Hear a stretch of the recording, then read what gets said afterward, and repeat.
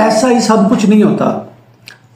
अक्सर लोगों के मुंह से आपने ये बात सुनी होगी, पर सच ये है कि पैसे के बिना भी कुछ नहीं होता।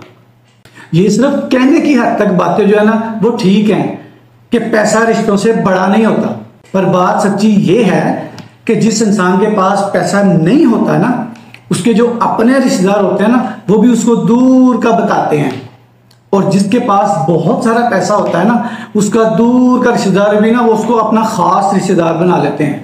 पैसे की वैल्यू है मेरे दोस्त, कल भी थी, आज भी है और आगे भी होगी। इसलिए जिंदगी में जब कभी मौका मिले पैसा कमाने का तो उसको कभी जाने मत दे देना, क्योंकि किस्मत जिंदगी में एक बार ही मौका देती है, वो फिर आपके हाथ में होता, आप उसको संभाल के रखते हो या फिर वक्त ज़ाया कर देते हो।